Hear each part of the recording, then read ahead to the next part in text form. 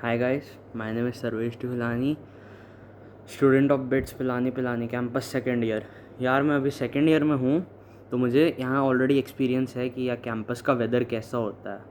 और ट्रस्ट भी, जब तक ये खुद नहीं झेलोगे ना, तब तक समझ में नहीं आता है कि ये वेदर यहाँ का कितना एक्सट्रीम होता है। अभी जाते ही तुम्हारे आने वाला है जुलाई। ओके, जुलाई एंड में तुम पहुँचोगे, मतलब एक तरह से अगस्त। मॉनसून जुलाई में स्टार्ट हो जाता है। अगस्त में हैवी मानसून रहता है। तुम जाओगे, ओरिएंटेशन के लिए जा रहे होगे या कैंपस में आ रहे होगे, तो बारिश हो रही होगी शायद।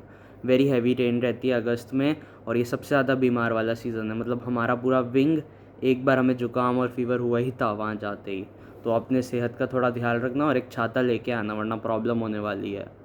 ये नए सेमेस्टर की शुरुआत का टाइम होता है, तो पूरे कैंपस में मतलब भगदड़ मच जाती है, भाग दौड़ हो जाती है। ओके, फिर सितंबर, मानसून धीरे धीरे ख़त्म होती है, वेदर थोड़ा स्टेबल हो जाता है। मिड सेम्स भी मतलब इसी टाइम में आ रहे होते हैं, तो वेदर पे कोई ज़्यादा अटेंशन देता है नहीं। अक्टूबर नवंबर ये दोनों प्लेजेंट महीने होते हैं। अक्टूबर में चलो गर्मी थोड़ी ज़्यादा रहती है और ठंड थोड़ी कम रहती है, पर नवंबर में ठंड आना शुरू हो जाती है और धूप भी दिन में अच्छा खासा आने लग जाती है और रात ठंडी होने लग जाती है। इस वेदर में जैकेट पहनना शुरू कर देना, क्योंकि दिसंबर से हो जाते हैं कॉम्प्री शुरू सेम 1 के। तो नवंबर में थोड़ा अपनी सेहत का ध्यान रखते हैं कि मोटी रजाइयाँ निकाल लेते हैं, जैकेट्स पहनना शुरू कर देते हैं, क्योंकि दिसंबर में हो जाती है हैवी विंटर शुरू। रात का टेम्परेचर नीचे गिर जाता है, सुबह सुबह फॉग आ जाता है। सेमेस्टर एंड भी इसी समय होता है, तो ठंड के साथ साथ एक क्लोजर की भी फीलिंग बनी रहती है। ओके, और दिसंबर में फिर छुट्टियां हो जाती है, विंटर ब्रेक में तो सब घर जाते हैं। फिर आते हैं जनवरी में। भाई पूछो मत, जनवरी इतना एक्सट्रीम टेम्परेचर रहता है कि सुबह तुम्हारी 7 बजे की क्लास होगी, 8 बजे की क्लास होगी, उसमें तुम्हारे उठने के जाने का मन नहीं करेगा, इतना ठंडा रहता है। 2 से 5 डिग्री टेम्परेचर ऐसे ही चला जाता है। ये साल का सबसे ठंडा महीना माना जाता है। हैवी विंटर रहती है, टेम्परेचर यूजुअली सिंगल डिजिट्स में रहता है सुबह और रात को। दोपहर में वो एकदम हैवी सनलाइट के वक्त डबल डिजिट्स हो जाता है, और कभी तो वो भी नहीं होता।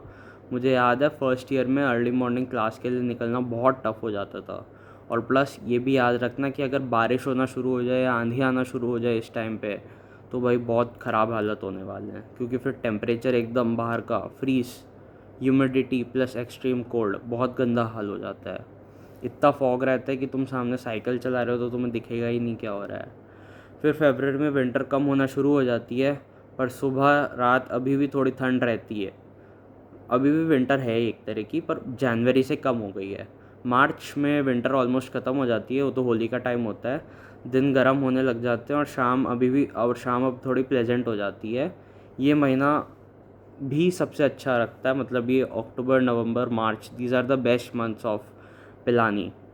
फिर अप्रैल में गर्मी वापस शुरू हो जाती है, दिन में धूप तेज़ आने लगती है, फिर लू चलना शुरू हो जाती है। ये भी बहुत ज़्यादा, मतलब अब परेशान होने के महीने शुरू आ गए तुम्हारे।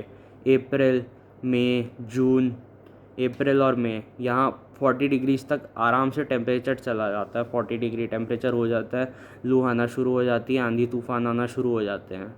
फिर जून से तो किसी को कोई मतलब नहीं होना चाहिए, क्योंकि वो तो वैसे भी छुट्टियों का महीना रहेगा। मई में सबकी छुट्टियां हो ही जाएगी, मई में तो वो ईयर एंड हो जाएगा, तो फिर जून का वेदर का पता नहीं है।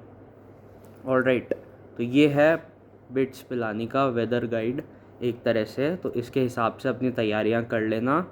अभी तो तुम जा रहे हो, तो अभी तो सिर्फ एक ही चीज़ बोलूँगा, सिर्फ एक छाता लेके जाना, वो इम्पॉर्टेंट है, क्योंकि तुम ओरिएंटेशन में जाओगे, इधर उधर जाओगे वॉक करके, या फिर साइकिल ओरिएंटेशन के लिए जाओगे तो अंदर ले जाना अलाउड नहीं है। तो वॉक करके जाओगे, शाम को रोटुंडा जाओगे, कैंपस घूमोगे, तो भी एक छाता बहुत ज़रूरी है। पता चल रहा है तुम धूप में घूम रहे हो, कहीं लाइब्रेरी पहुँचे घूमने और एकदम से बारिश होना शुरू हो गई, तो वहीं फंस जाओगे। तो इसलिए एक छाता ले जाना ज़रूरी है अभी।